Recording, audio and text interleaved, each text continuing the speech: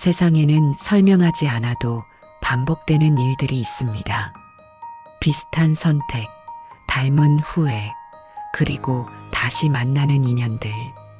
불교에서는 그것을 우연이라 하지 않고 인연이라 말합니다. 오늘 들려드릴 이야기는 한 사람의 삶에만 머무르지 않습니다. 전생에서 시작되어 이 생에 이르기까지 조용히 이어져 온 마음의 이야기입니다. 옛날 한 왕이 있었습니다. 그는 도둑을 벌하지 못했습니다. 대신 바보라 불린 사람들을 모아 먹이고 재우고 돌려보냈습니다. 그 왕이 바로 빈비사라 왕의 전생이었습니다. 말없이 천천히 함께 들어보시기 바랍니다.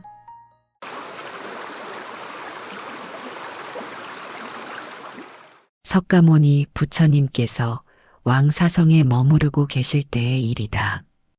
왕사성은 마가다국의 수도로 높은 산들이 성을 둘러싸고 있어 천혜의 요새를 이루고 있었다. 이곳을 다스리는 빈비사라 왕은 부처님의 가르침을 깊이 믿고 따르는 독실한 신자였다. 빈비사라 왕의 선조들이 나라를 다스리던 시절, 죄인을 벌하는 방법은 지금과는 사뭇 달랐다. 그 옛날 증조부대에는 죄를 지은 자가 있으면 왕이 직접 그 사람을 불러 손으로 머리를 가볍게 때리고 엄하게 훈계를 하는 것이 전부였다. 채찍질도 없었고 감옥에 가두는 일도 없었으며 사형은 더더욱 없었으니 단지 왕의 손길과 말씀만이 있었을 뿐이다. 그런데 놀라운 것은 그 간단한 처벌만으로도 효과가 컸다는 점이었다. 왕의 손에 머리를 맞은 죄인들은 그것을 사형을 받는 것처럼 두려워했고 크게 부끄러워하며 눈물을 흘렸다. 그들은 왕궁문을 나서면서 다시는 이런 잘못을 저지르지 않겠습니다. 라고 맹세했으며 정말로 다시는 악한 일을 하지 않았다. 백성들 역시 서로를 존중했고 나라는 평화로웠다. 세월이 흘러 할아버지 때에 이르렀을 때는 세상이 조금씩 변하기 시작했다. 사람들의 마음이 예전만큼 순수하지 않았고 죄를 짓는 이들도 점점 늘어났기에 단순히 머리를 때리는 것만으로는 부족하게 되었다. 할아버지는 고심 끝에 새로운 처벌 방식을 도입했으니 죄인을 성 밖으로 추방하는 것이었다. 성 밖으로 쫓겨난다는 것은 가족과 이웃, 그리고 자신이 살던 모든 것과 이별한다는 뜻이었기에 죄인들은 이것을 감당할 수 없을 만큼 무거운 벌로 여겼다. 그들은 크게 부끄러워하며 자신의 잘못을 뉘우쳤고 다시는 죄를 짓지 않았다. 그러나 빈비사라 왕의 시대에 이르자 세상은 더욱 악해졌다. 성 밖으로 추방하는 것만으로는 죄인들이 두려워하지 않았기에 왕은 어쩔 수 없이 더 엄한 처벌을 내려야 했으니 죄인을 아예 국외로 추방하는 것이었다. 국경을 넘어 다른 나라로 쫓아내면 그들이 다시 돌아오지 못할 것이라 생각했다. 그러던 어느 날 한 도둑이 왕 앞에 끌려왔다. 그는 마을을 돌아다니며 사람들의 물건을 훔치고 집을 털었는데 놀라운 것은 이자가 이미 7번이나 국외 추방을 당했다는 사실이었다.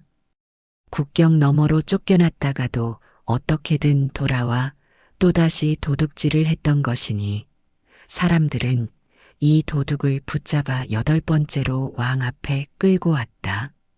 한 백성이 분노에 찬 목소리로 왕에게 아뢰었다.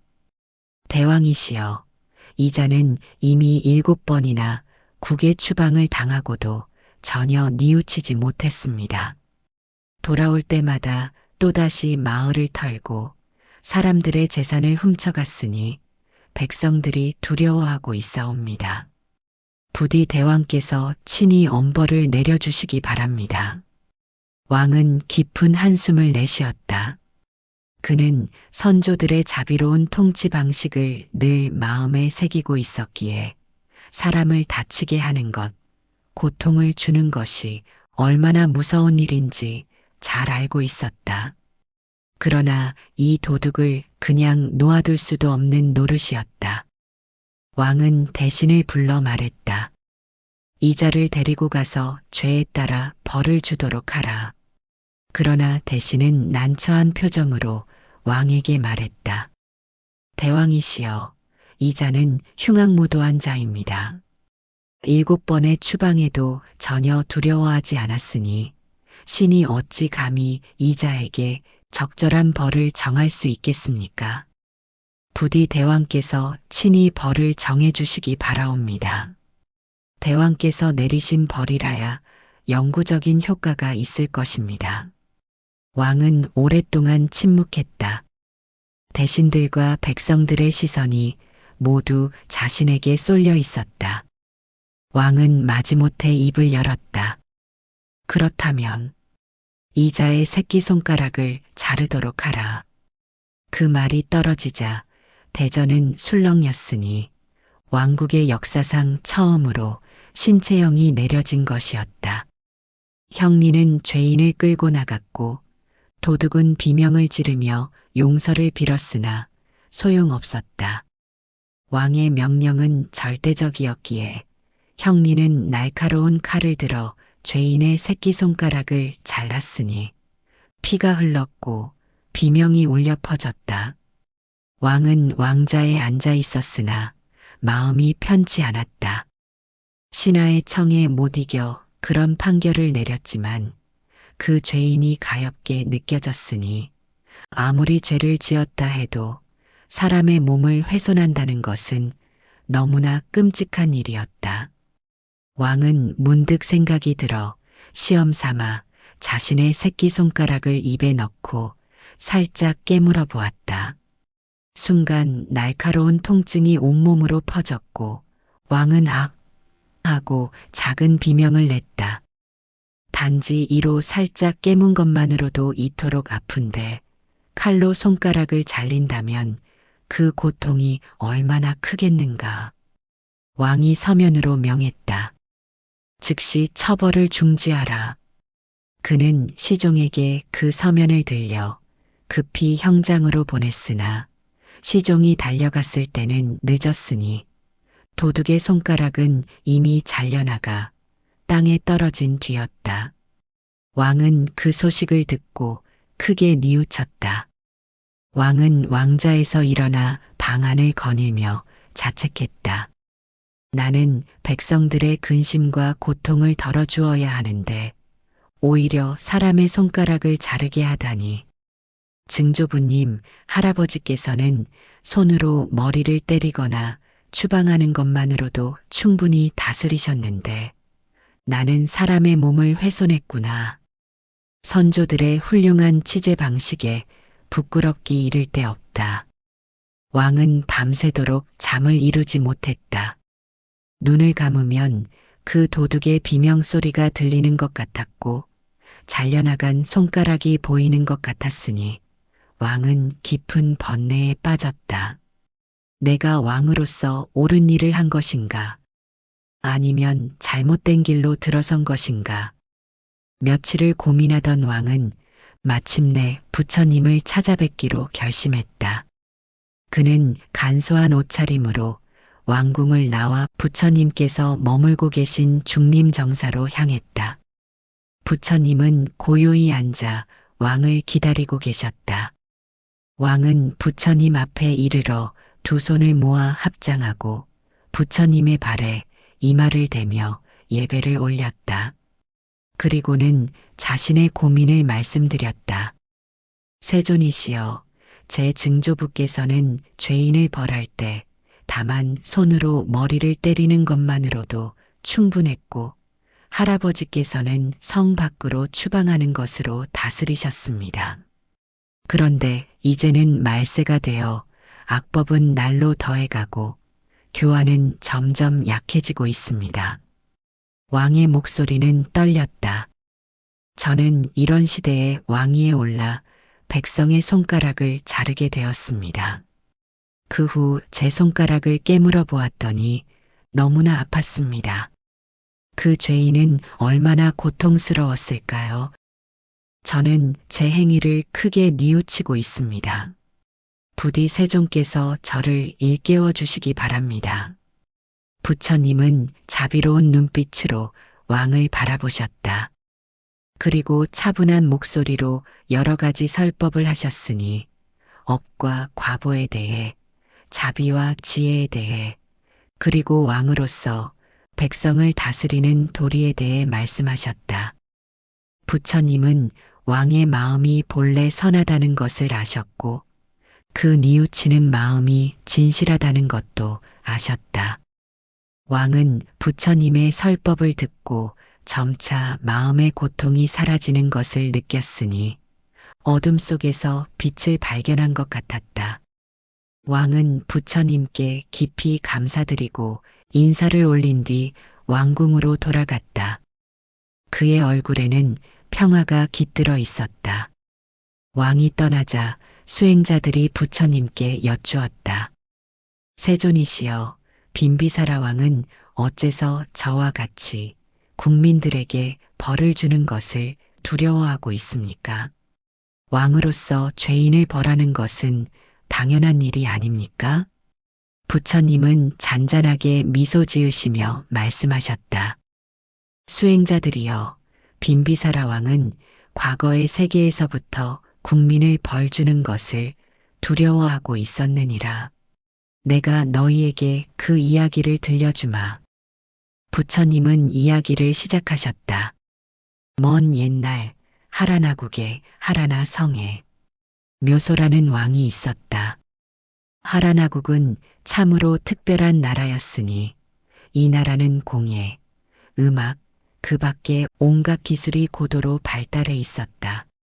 도공들은 가장 아름다운 도자기를 빚어냈고 목수들은 놀라운 건축물을 세웠으며 음악가들은 하늘을 감동시킬 만한 선율을 만들어냈다. 직공들이 짠 비단은 다른 어느 나라보다 훌륭했고 금속 세공사들의 솜씨는 신의 경지에 이르렀다.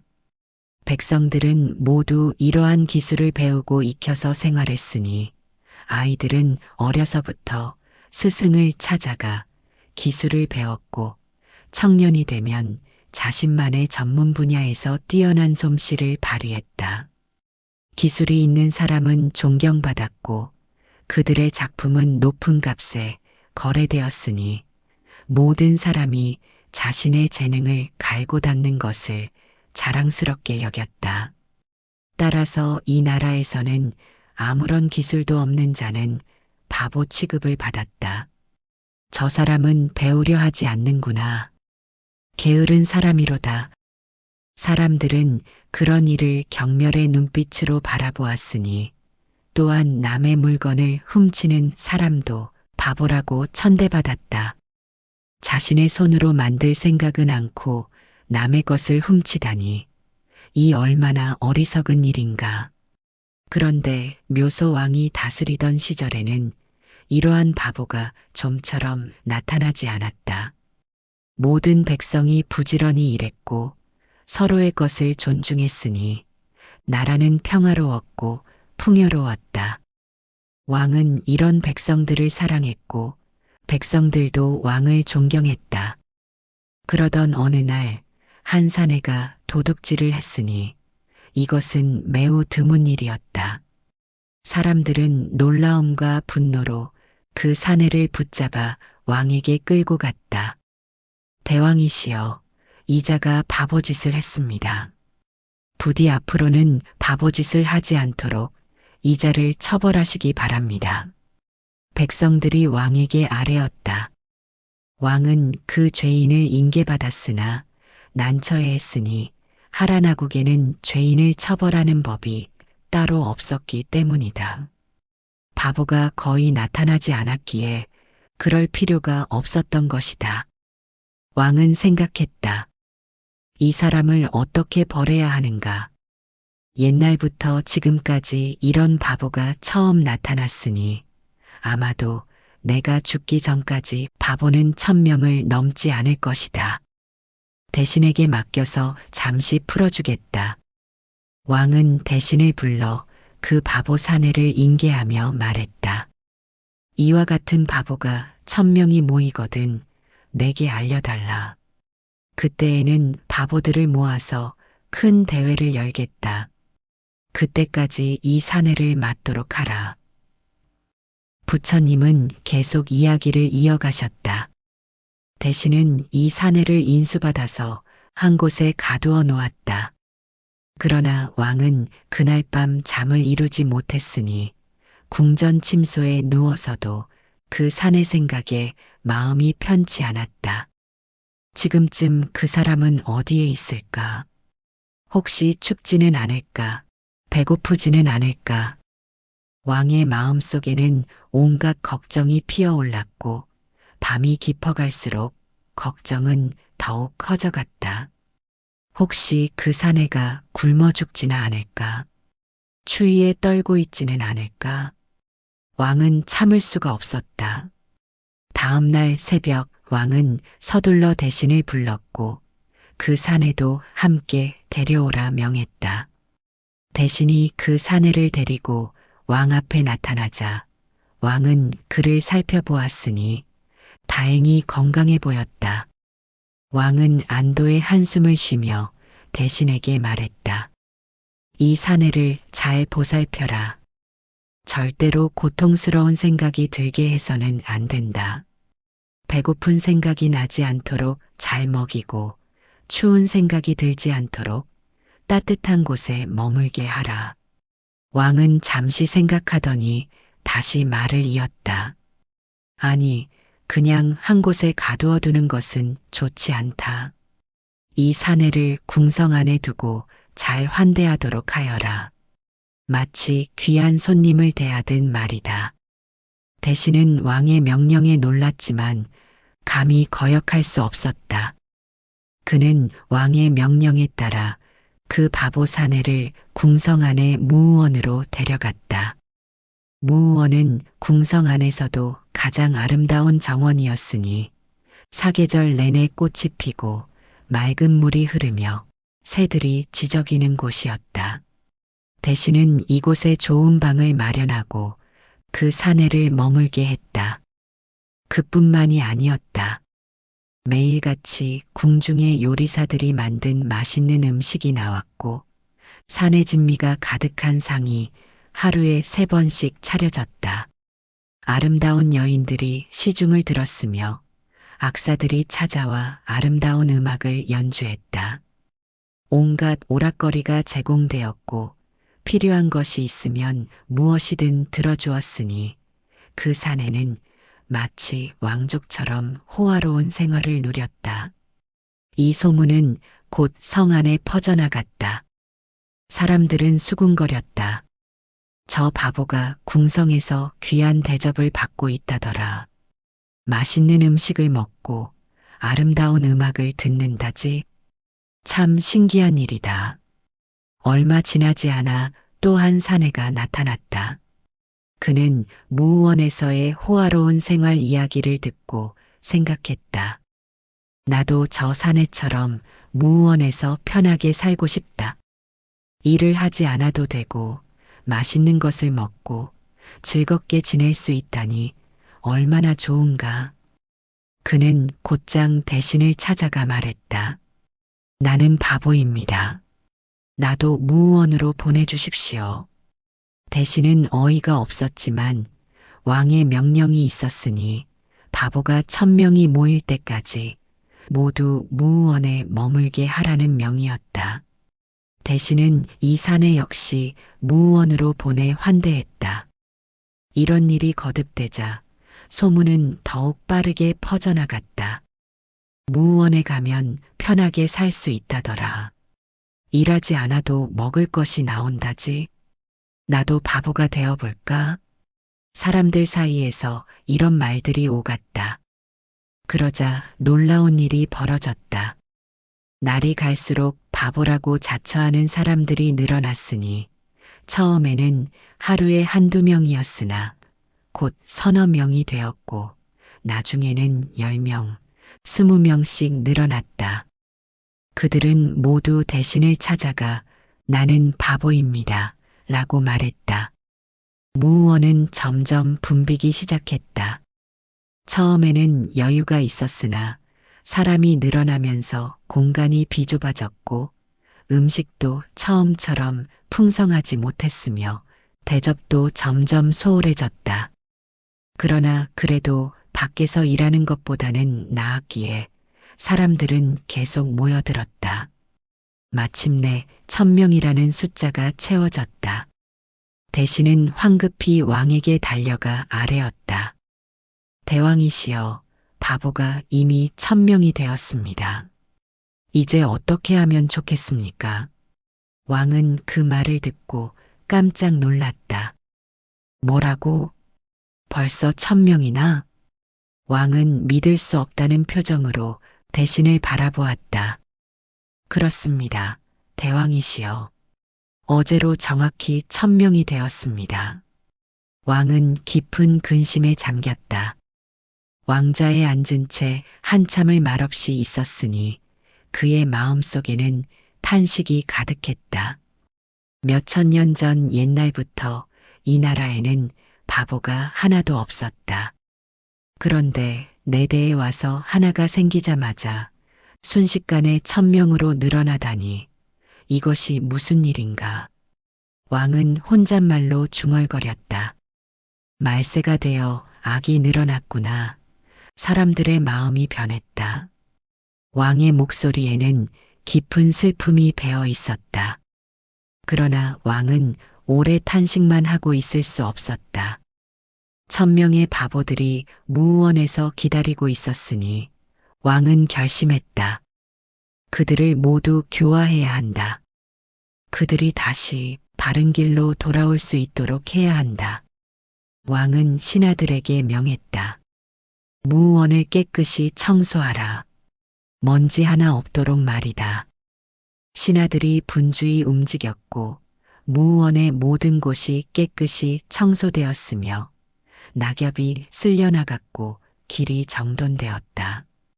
향수를 뿌리고 꽃을 꽂아라. 왕의 명령이 이어졌다.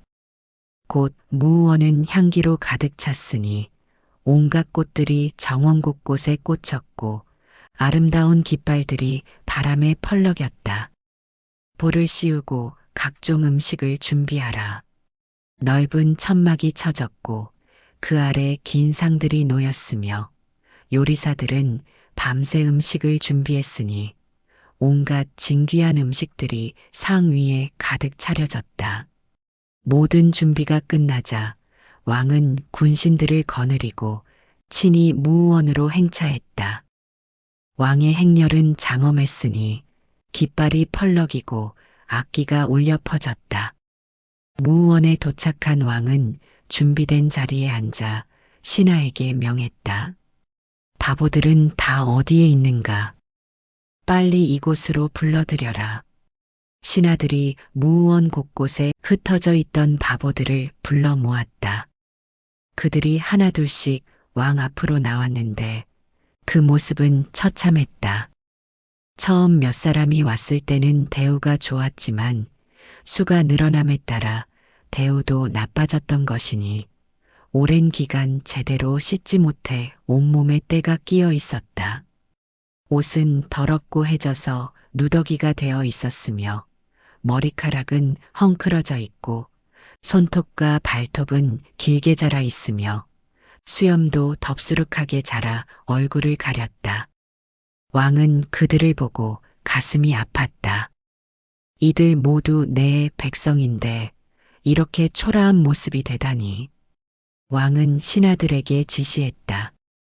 저들에게 목욕을 시켜라. 깨끗한 물로 온몸을 씻기고 머리도 감기도록 하라. 신하들은 큰 욕조들을 준비하고 따뜻한 물을 채웠다. 바보들은 차례로 목욕을 했으니 때가 벗겨지고 깨끗한 살같이 드러났다. 그들은 오랜만에 느끼는 깨끗함에 기뻐했다. 머리카락과 수염을 정돈하고 손톱과 발톱을 깎아주어라. 왕의 명령이 이어졌다. 이발사들이 나서서 그들의 머리를 정돈했으니 덥수룩했던 머리카락이 깔끔하게 정리되었고 수염도 말끔히 다듬어졌으며 손톱과 발톱도 깨끗이 잘려나갔다. 새 옷을 입혀라. 창고에서 깨끗한 옷들이 나왔다. 누더기 같던 옷을 벗고 새 옷을 입자 그들은 완전히 다른 사람처럼 보였으니 그들의 얼굴에는 부끄러움과 함께 감사의 빛이 어렸다. 이제 1000명의 바보들은 모두 깨끗한 모습으로 왕 앞에 서 있었다. 왕은 그들을 바라보며 말했다. 자, 이제 앉아서 음식을 먹어라. 바보들은 준비된 자리에 앉았다. 긴 상 위에는 온갖 음식이 가득했으니 그들은 마음껏 먹었다. 배불리 먹고 나자 그들의 얼굴에는 만족스러운 표정이 떠올랐다. 식사가 끝나자 왕은 일어섰다. 1000명의 바보들이 모두 왕을 바라보았고 왕은 천천히 그러나 분명한 목소리로 말하기 시작했다. 너희들은 모두 나의 소중한 백성들이다. 나는 너희 한 사람 한 사람을 귀하게 여긴다. 왕은 잠시 말을 멈추고 그들을 돌아보았다. 오늘 너희에게 선물을 주겠다. 너희가 원하는 것을 말하라. 내가 줄 수 있는 것이라면 아낌없이 주겠다. 바보들은 저마다 자신이 원하는 것을 말했다. 어떤 이는 돈을 청했고 어떤 이는 옷을 청했으며 어떤 이는 도구를 청했으니 왕은 그들이 원하는 만큼 넉넉히 주었다. 아무도 빈손으로 돌아가는 이가 없었다. 선물을 다 나누어 준 뒤 왕은 다시 입을 열었으니 이번에는 더욱 진지한 목소리였다. 이제 너희들은 집으로 돌아가라. 너희에게는 사랑하는 부모가 있고 기다리는 가족이 있다. 집으로 돌아가서 부모에게 효도를 하라. 부모님의 말씀을 잘 듣고 그분들을 기쁘게 해드려라. 왕은 계속 말했다. 그리고 가업에 충실하라. 이 나라는 기술의 나라이다. 너희 조상들도 너희 부모들도 모두 훌륭한 기술을 가지고 있다. 너희도 그 기술을 배우고 익혀라.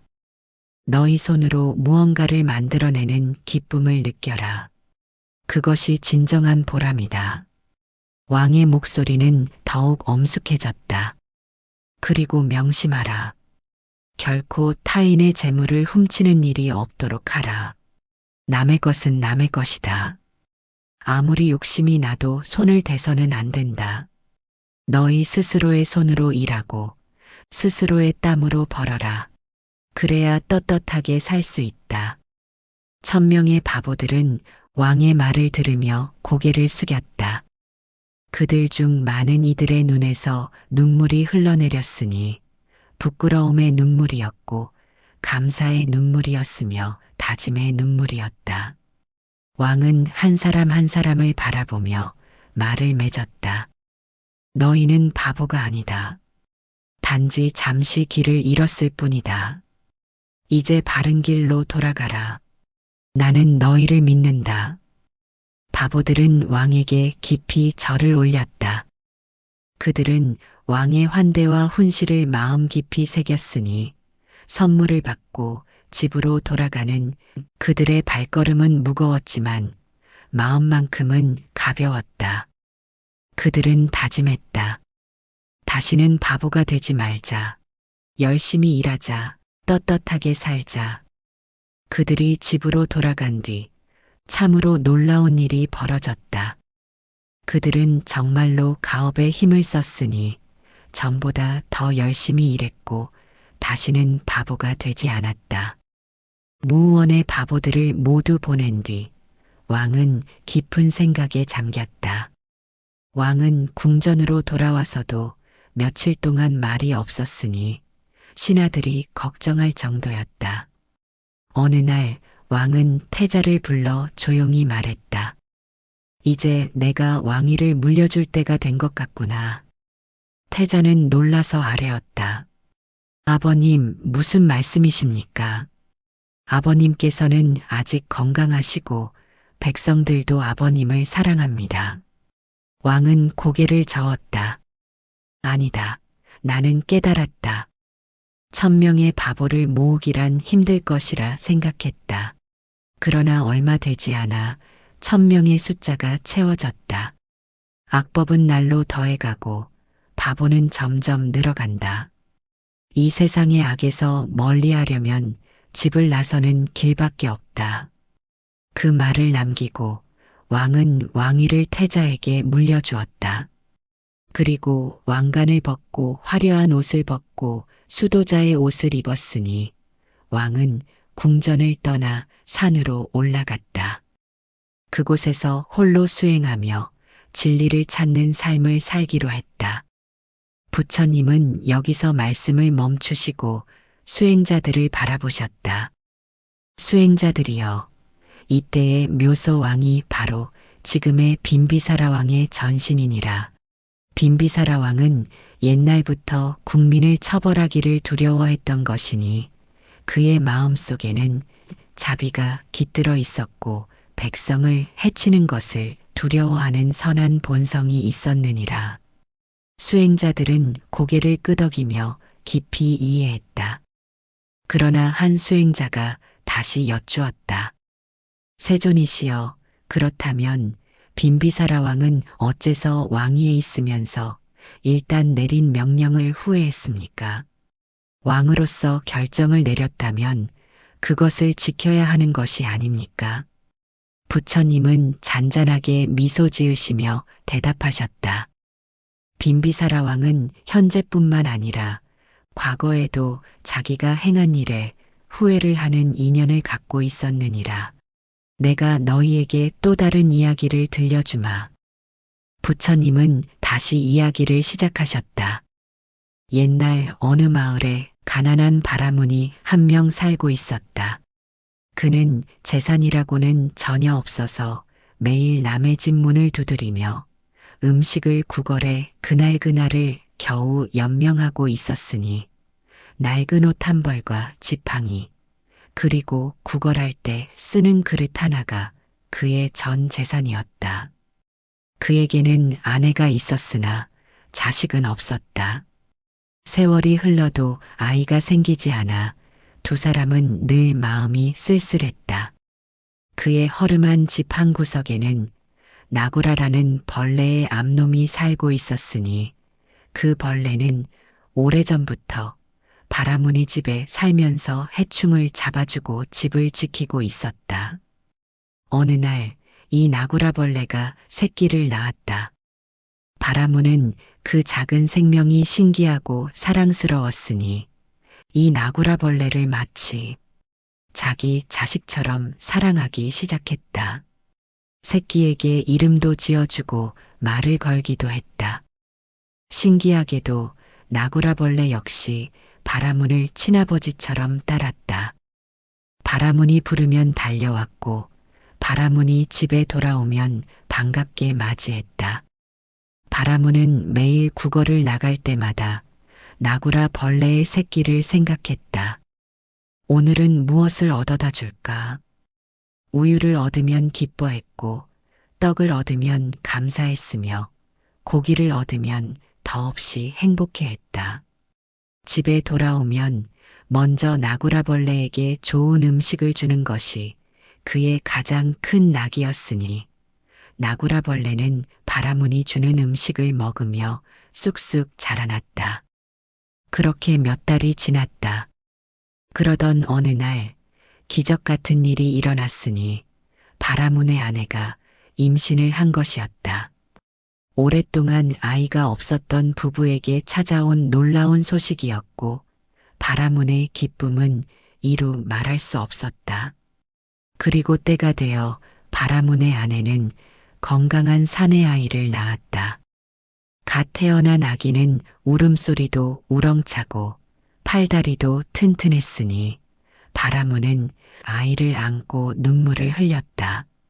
이 나구라벌레가 새끼를 낳았기에 나도 자식을 얻을 수 있었다. 이것은 분명 좋은 징조였다.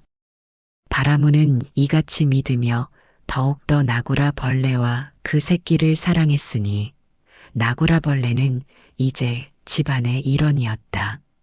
바라무는 사람 아이와 나구라벌레를 차별하지 않고 둘 다 소중히 여겼다. 아이가 자라면서 바라문의 구걸 생활은 더욱 바빠졌다. 이제는 두 입을 먹여야 했으니 아내와 아이, 그리고 자신의 먹을 것을 얻어야 했다. 물론 나구라 벌레의 먹이도 잊지 않았다.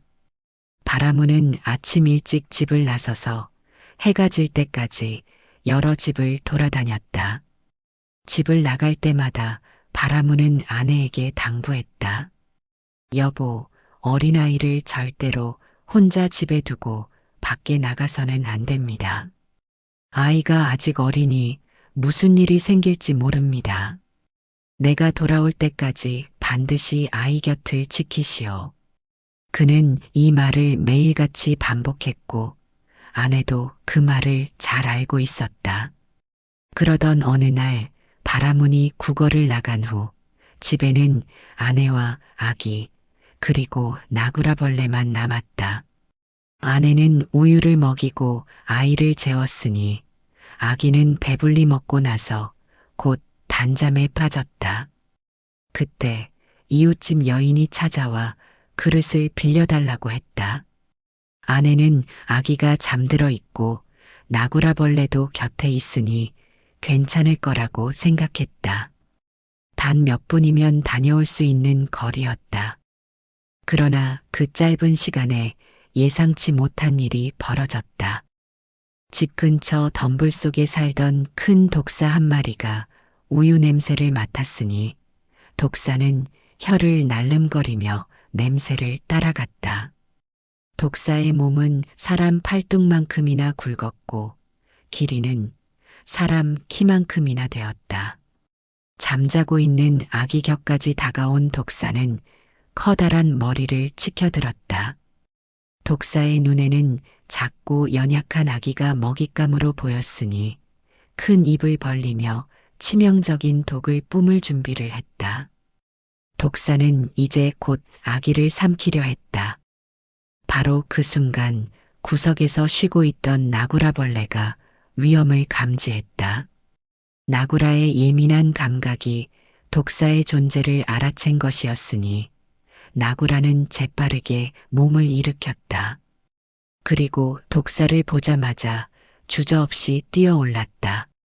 치열한 싸움이 벌어졌다. 독사는 몸을 휘감아 나구라를 조르려 했고 나구라는 민첩하게 움직이며 독사의 급소를 노렸다. 독사가 독을 뿜었지만 나구라는 재빠르게 피했으니 나구라는 독사의 목을 물었고 독사는 몸부림쳤다. 방아는 난장판이 되었고 마침내 나구라가 승리했다. 독사는 더 이상 움직이지 않았으나 나구라는 거기서 멈추지 않았다. 독사가 다시 살아나 동생을 해칠까봐 나구라는 독사의 몸을 7조각으로 찢어 놓았으니 독사의 피가 사방에 흩어졌다. 싸움이 끝나고 나구라는 헐떡이며 아기를 바라보았다. 아기는 소란에도 불구하고 여전히 잠들어 있었으니 안전했다. 나구라는 안도의 한숨을 쉬었다. 내가 독사를 죽이고 동생을 살렸다. 어머니와 아버지께서 돌아오시면 얼마나 기뻐하실까? 얼마나 나를 칭찬하실까? 나구라는 자랑스러웠다. 그는 부모가 돌아와서 자신의 용맹한 모습을 볼 수 있도록 입 주위에 독사의 피를 그대로 묻혀 놓았다. 이렇게 하면 내가 얼마나 용감하게 싸웠는지 알 수 있을 거야. 나구라는 문 앞에 자리 잡고 앉아 부모가 돌아오기를 기다렸다. 해가 기울어갈 무렵 국어를 마친 바라문이 집으로 돌아왔다. 그는 오늘도 이것저것 얻은 것들을 보자기에 싸서 지고 있었으니 피곤했지만 집에 돌아가면 아내와 아이, 그리고 나구라가 기다린다는 생각에 발걸음이 가벼웠다. 집 근처에서 바라문은 아내를 만났다. 아내는 이웃집에 다녀오는 길이었다. 바라문은 아내를 보자마자 얼굴이 굳어졌다. 여보, 어찌해서 어린아이를 집에 두고 외출을 했소? 내가 매일 당부하지 않았소? 바라문의 목소리에는 걱정과 불안이 가득했다. 잠깐만 다녀온 거예요. 아이는 자고 있었고 나구라도 있었어요. 아내가 변명했지만 바라문은 불안했다. 빨리 집으로 가봅시다. 두 사람은 서둘러 집으로 향했다. 집 문 앞에 다다랐을 때 그들은 끔찍한 광경을 목격했다. 나구라벌레가 문 앞에 앉아 있었는데 그 입 주위가 온통 피투성이었으니 새빨간 피가 나구라의 얼굴과 몸에 묻어 있었다. 바라문과 아내는 순간 최악의 상황을 떠올렸다. 나구라가 우리 아기를 잡아먹었구나. 그들의 머릿속이 하얘졌으니 분노와 슬픔, 그리고 배신감이 한꺼번에 밀려왔다. 이놈, 은혜도 모르는 짐승 같은 놈. 바라문은 이성을 잃었다. 그는 손에 들고 있던 지팡이를 높이 쳐들었다. 우리가 그토록 잘 먹이고 사랑으로 키웠건만 내가 우리 아이를 해치다니. 지팡이가 힘차게 내리쳐졌다. 한 번, 두 번, 세 번. 나구라벌레는 비명도 지르지 못하고 그 자리에서 죽고 말았으니 자랑스럽게 기다리던 나구라는 무슨 일인지도 모른 채 주인의 손에 목숨을 잃었다. 아내는 울음을 터뜨리며 급히 집 안으로 뛰어들어갔다. 우리 아기. 그러나 집 안에 들어간 아내는 그만 그 자리에 얼어붙고 말았다. 아기는 평화롭게 자고 있었다. 손가락을 입에 물고 새근새근 숨을 쉬고 있었으니 아무 일도 없었다. 아기 옆에는 큰 독사가 7조각으로 찢겨 죽어 있었고 바닥에는 독사의 피가 흥건했다. 뒤따라 들어온 바라문은 그 광경을 보고 그 자리에 주저앉았다. 전후 사정이 한눈에 들어왔으니 독사가 아기를 해치려 했고 나구라가 목숨을 걸고 싸워 아기를 구했던 것이다. 입에 묻은 피는 아기의 피가 아니라 독사의 피였으니 나구라는 자신의 용맹함을 자랑하려고 피를 묻힌 채 기다렸던 것이었다. 아, 내가 무슨 짓을 한 거냐? 바라문은 비명을 질렀다. 그는 비틀거리며 밖으로 나가 죽은 나구라벌레를 안아 올렸으니 이미 싸늘하게 식어버린 작은 몸뚱이였다. 이 나구라벌레는 짐승이 아니었다. 인간보다 더 깊은 정을 가지고 있었다. 내 아들의 목숨을 구했는데, 그런데 나는 바라문의 목소리는 떨렸다. 그런 사실도 모르고 나는 무참하게도 나구라벌레를 죽였구나. 제대로 알아보지도 않고 생각할 시간도 주지 않고 말이다. 바라문은 나구라의 작은 몸을 가슴에 안고 땅에 엎드렸다. 그리고 큰 소리로 울었으니 아내도 함께 울었다. 그들의 울음소리는 마을 전체에 울려 퍼졌다. 이웃 사람들이 달려와서 무슨 일인지 물었지만 바라문은 대답할 수조차 없었다. 참으로 원통한 일이다. 나의 경솔함이 이런 비극을 낳았다. 내가 단 한순간만 참고 생각했더라면, 단 한순간만 집안을 살펴보았더라면 이런 일은 일어나지 않았을 것을. 바라문은 자신의 죄를 뉘우치며 하염없이 눈물을 흘렸다. 그들이 슬픔에 잠겨 있을 때 갑자기 공중에서 맑은 목소리가 들려왔다. 잘 관찰하고 경솔하게 노하지 말라. 서둘러 판단하여 행동하면 사랑하는 것을 잃고 좋은 친구를 해치게 되나니 그것은 마치 바라문과 나구라벌레와 같으니라. 그 개송은 바람을 타고 멀리 퍼져나갔다. 부처님은 이야기를 마치시고 말씀하셨다. 수행자들이여, 그때의 바라문이 바로 현재의 빈비사라 왕의 전신이니라. 빈비사라 왕은 옛날부터 경솔한 행동을 하고 나중에 뉘우치는 업을 지니고 있었느니라. 부처님은 수행자들을 돌아보며 계속 말씀하셨다. 그러므로 모든 사람들은 경솔한 행동을 하지 말아야 하느니라. 분노가 일어날 때 잠시 멈추고 판단하기 전에 살펴보며 행동하기 전에 생각하라. 한순간의 경솔함이 돌이킬 수 없는 결과를 낳는 법이니라. 수행자들은 깊이 고개를 숙이고 부처님의 가르침을 마음에 새겼다. 이 이야기는 벌을 내리는 자의 마음이 얼마나 무거울 수 있는지를 보여줍니다. 빈비사라 왕은 법을 어긴 자보다 그 법을 집행하는 자신의 마음을 더 두려워했던 왕이었습니다. 한 번의 성급한 판단이 돌이킬 수 없는 후회를 남긴다는 것을 그는 누구보다 잘 알고 있었기 때문입니다. 부처님께서 설하신 것은 벌을 없애라는 말이 아니라 분노와 성급함 위에 세운 판단은 언젠가 반드시 고통으로 되돌아온다는 가르침이었습니다. 남을 벌하기 전에 먼저 자신의 마음을 살피는 것, 그것이야말로 가장 어려운 수행일지도 모릅니다. 오늘 이 이야기가 우리의 말 한마디, 우리의 판단 하나를 조금 더 조심스럽게 만들 수 있다면 그것으로 충분할 것입니다.